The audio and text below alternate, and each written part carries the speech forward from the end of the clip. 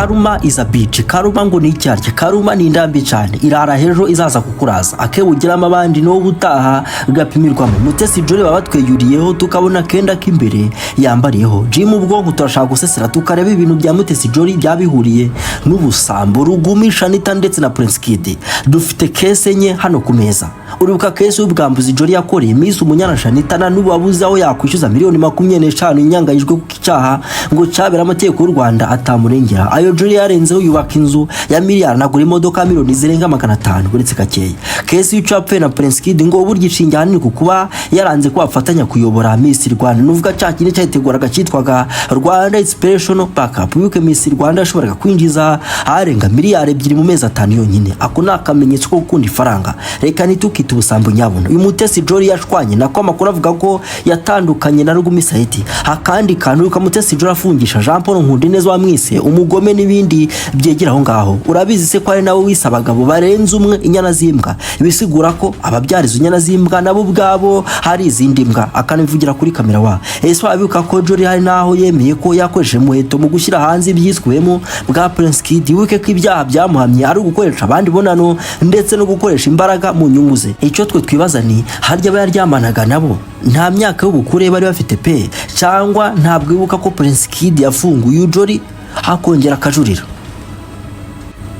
Aho ndi gukuraga cyangwa reka scenario uyu mukobwa yagaragayemo mu bintu shidikanywa cyangwa se byakwibazwaho icyare cyane cyanateje impagarara n'inzu ya miliyari byavuzwe ko hari nyamara nta produit cyangwa se kompanyi n'imwe yabizwi mu Rwanda yewe akarenza akanagura imodoka miliyoni 500 zirenga. Yuke ntabwo wajya agaragaza ko yabara nk'impano cyangwa se habiragiriye abandi agaragara nka nyirabyo. Sino kubyamaza ko ntabwo kugura base kompanyi ya Mercedes Benz yakwamaza iriya modoka mu Rwanda inyuze kuri Mutesi Jolly. Aho tuhavi ahubwo wasanga icyo tutazi cyaba ko amafaranga afite yaba yakora muri business yaba yifitiye hanze y'u Rwanda. Kubaza ngo nizihe twaba twigwe cyane cyangwa se wowe yaba arakwigishoro kandi barakumyana kabiri yabuze ayo kwishyura Shanita mwirushanwa ubwe nka Jolly yari yatangije asa n'ushaka guhangana na Prince Kid. Iryo ryabere muri Tanzania byaramuraniye kwishyura imodoka miliyoni 25 neza neza. Iyi foto ureba ari kumwe na Diamond yari agiye muri Tanzania muri gahunda zo gufungura irushanwa rye rya Miss East Africa icyariye. Urabona ko yitaye yari ikintu ndetse ataragira nyashi iconze byambye. Ico benshi bashingiraho bavuga ko yaba ricongesheje umubiri bibyitwa BBL gusa ntababyemeza ko umuntu aranabyibuha agahinduka. Aha ukava mbira kunyana kabiri ukajya mbira kunyana gatatu ahangaha warabyibushe muri uyu mujyo kandi rwose wihitiyemo.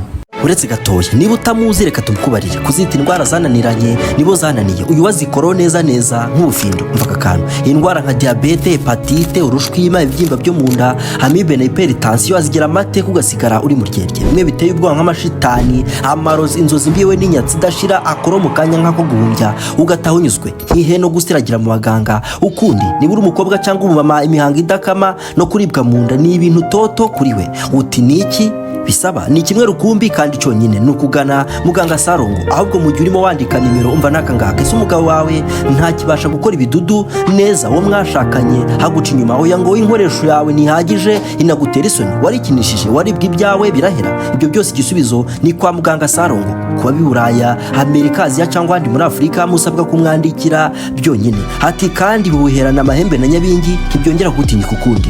Ntuzagire isoni zo kwivuza nyagwa y'indwara itaragiye isoni zo kuza kukwivangira mu buzima. Yewe nyaruka kwifevuji maze wivuza ubundi dusigasira amagara nyabona. Mu kinyeja cya 21 niba utazwi ntiwakira. Ibyo ni facts igitekerezo gusa icyiza turari kubgawe. Ubu nawe wakwamamaza kandi ku buntu wazo utabyumvishe neza. Ndavuze ngo turi kwamamariza kandi ku buntu. Uti ibyo biri abacuruzi yes ati wabitoye. Iyo haye muri etage hasi babahenda. None nkubwiye ko twe tukwereka ibico byacuruza bacuruza muri etage ya 3 cyangwa ya 4 ku buryo udendwa bitwaje ko bacuruza hasi ntiwanshimira. None se uri umucuruzi ariko nta hantu uzi wakwamaza. Icyo usabwa sa amafaranga oya nukwandisha business ya kuri ndangira dotirwa byonyine. Umura nabyo n'ubuntu ariko biryoshye ndagira nte.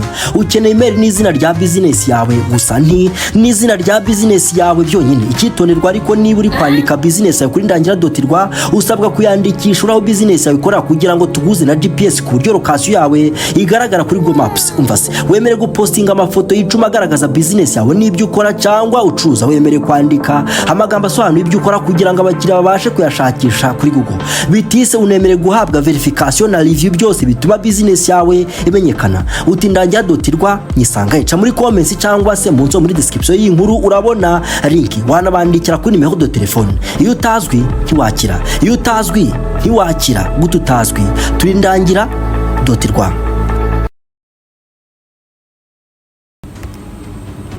Sasa kuri 5G inkuru sukuntu baby cool yamuvuze cyangwa se yamugaragaje kuko ibyo urabizi warabyumvishe. Gahunda ahubwo no guca mu nyuguti hagati tugakoresha 5G twareba ingingo zihura tukanagura mu mwanda. Baby cool yabishizemo kuko harimo n'ubwana bwinshi cyane. Inshuti z'Imana Stikaruma iramufasha ibyakoreye Prince Kid nawe yaraje abikorerwe. Ibaze ko nk'uyu witwa Teta yamaze gusaba ribu iki kintu atiki turasaba ribu Rwanda gukurikirana Mutesi Jolly aho yakuye imitungo yose nyuma y'ibyarirwa na baby cool kandi twatutazi akaza kora ku buryo yubaka inzu ya miliyari. Turasaba ribu kureba aho uyu mukobwa akuye ubushobozi. Byashoboka ko baby cool ibyo avuga ari byo cyangwa atari byo. Nibasanga ari byo Mutesi Jolly azafungwa imyaka itari munsi ya 67.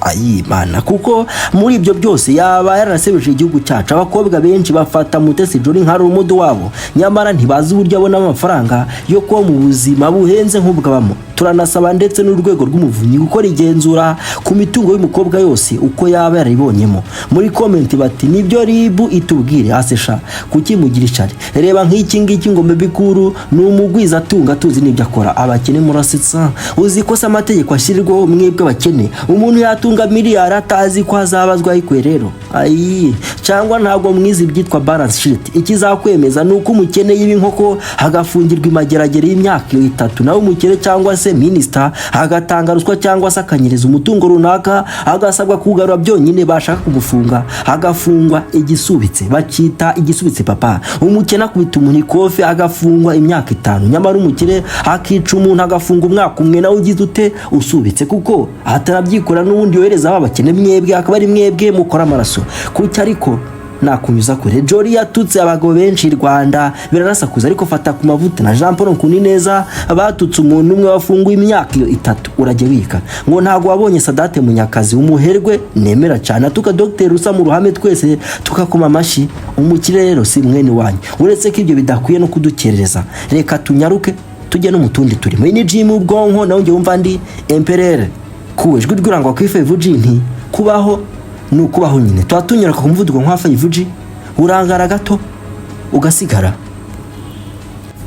Reka kesi uko arenye zose tuzanjame. Kesi ya mbere Jolly na baby cool. Icambere nuko bikubiye gake ko Jolly ubwe ari we waganiraga na baby cool. Byagurana kubona umuntu utekereza neza nka Jolly akora conversation wicagaruko kenshi ari gwayipinga umuntu avuze ngo ari ugushusha umustar nka baby cool ko azamufasha iki niki. Bwa mbere yatangiye amubwira ko yatuma umuziki utera imbere ahita azana mu kuntu afitanye imishinga n'abantu b'ibwa muri Saudi Arabia ukumva azanya akantu kuko nazabona Cristiano Ronaldo. Hanyuma akamubwira ko ari ambassadeur wa Visit Rwanda muri ambasade y'u Rwanda iba mu Bwongereza. Ayo na makuru umukobwa wese ukuze kandi ugerageza kwiba nka Jolly atagwera icyarimwe. Hanyuma akanarenzaho ko atanga raporo kuri Perezida Paul Kagame ubwe. Hagataho yaranabwe baby cool ko burya anamufasha umwana we akazakina muri Arsenal.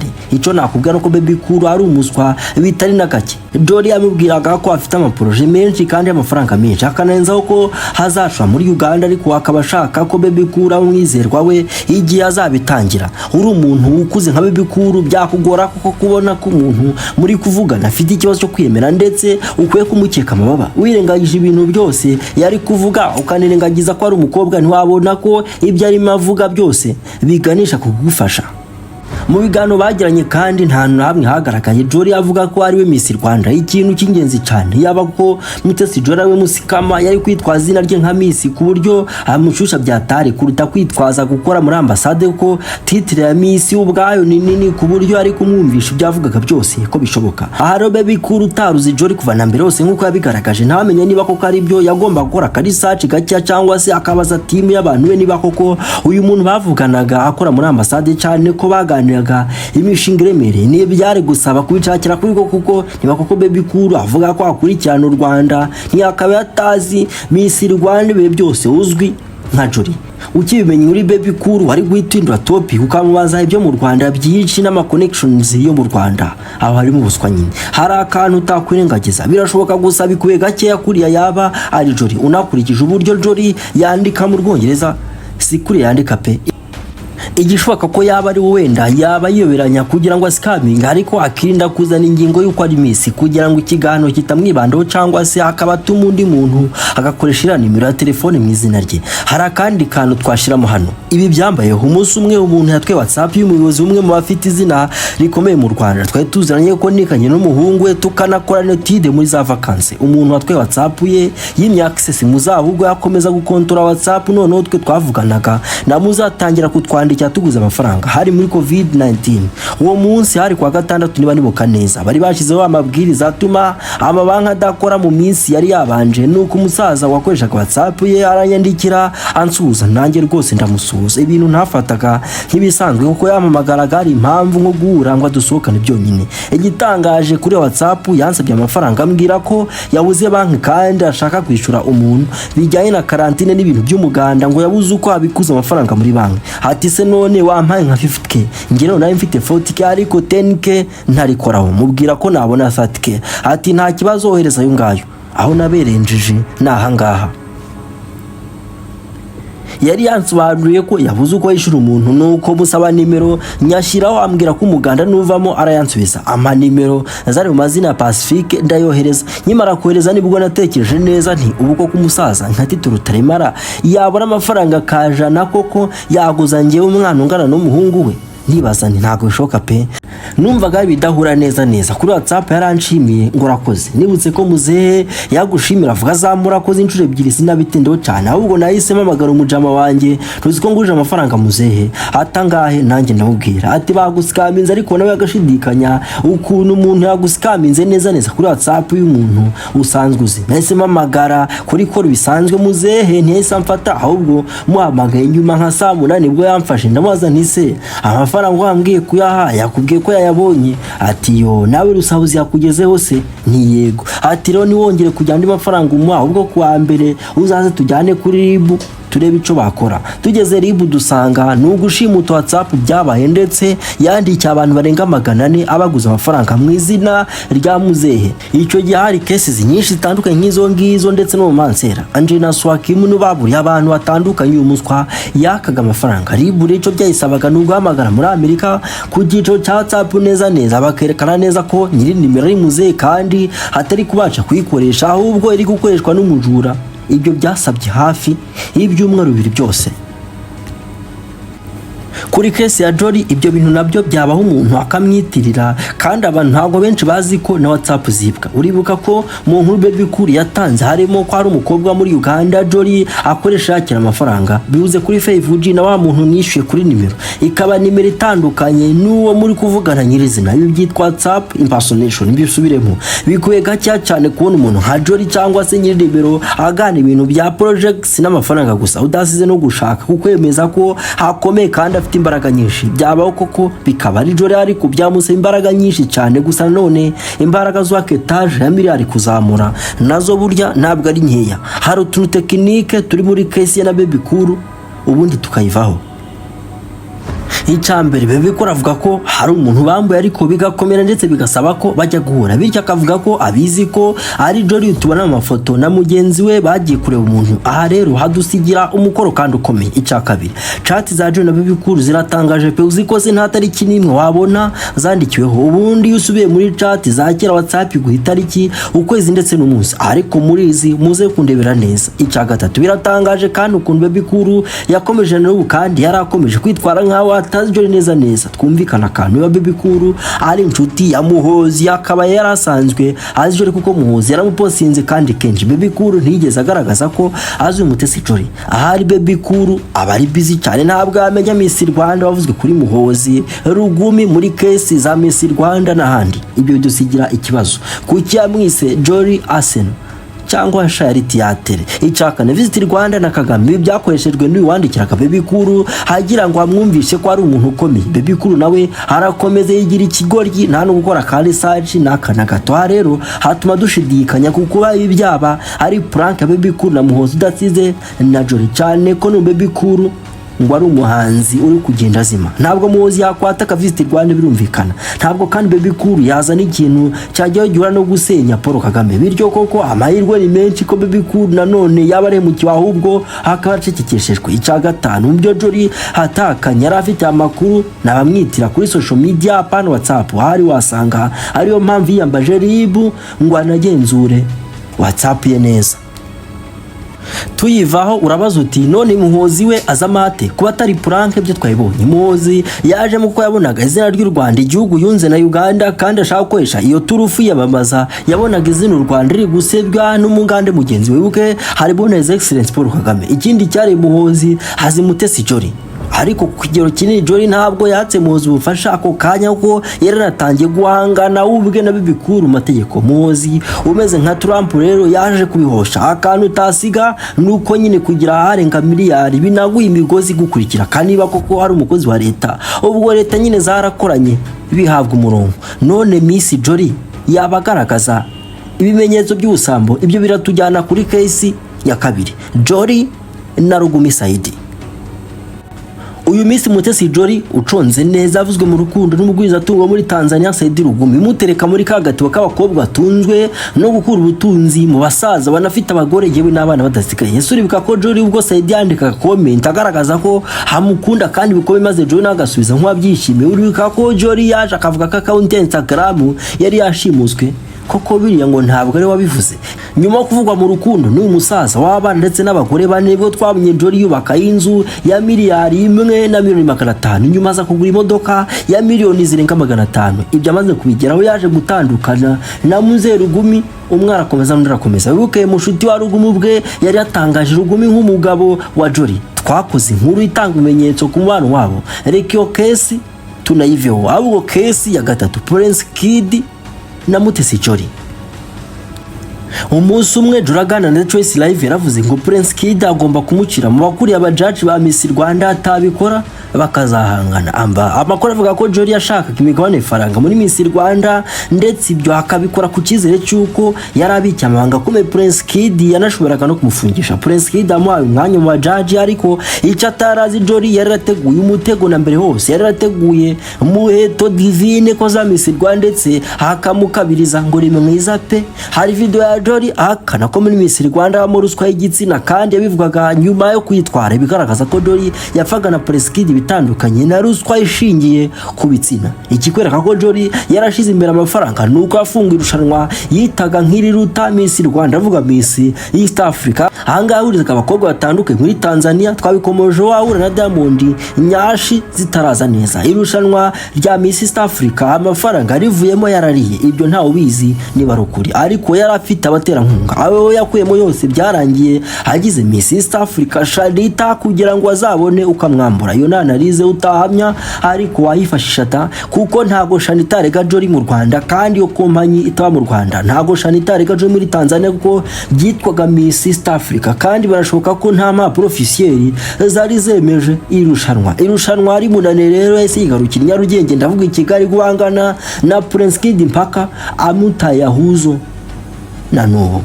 Ahubwo kesi ya nyuma,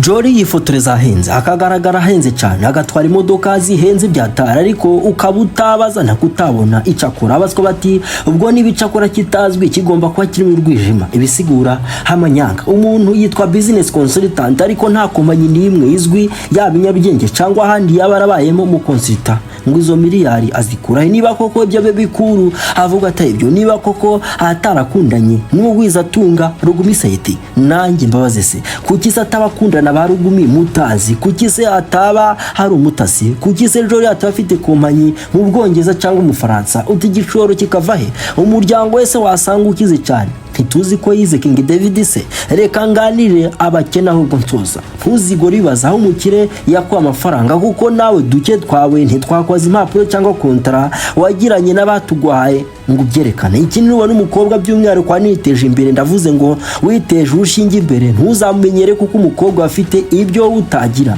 Hari abakobwa miliyoneri kubera bemeye kuryama n'abasaza cyangwa abayobozi runaka, hari abakobwa bakire cyane kuruta na Jolly uyu nguyu bajya kuri kamera bakerekana imibiri yabo bagakira bikomeye. Ntubone ishanga ryameneshejwe ngo ugire ngo uzarebe kirabo kisitu. Bityo rero aho yakuye haramaze, kandi niba akize cyane nawe uzakire cyane, nawe bikubuza. Ibyo kuba ari Karuma itangiye kumwumvisha sinzi icyo twabimisha, gusa ngo ugira nabi nabwo ukabisanga imbere, wasanga nyamara igihe cyari kimugiranye, ariko Muhozi agatabara bijyanye n'amarangamutima ngo asanzwe anamufiteho. Iyi ni mu bwonko dutyaza imwacu umunsi ngo turgera amatwi yawe. Nuko dusoje. Imana y'u Rwanda n'abazibanyu batazima murahorana murabeho until next time.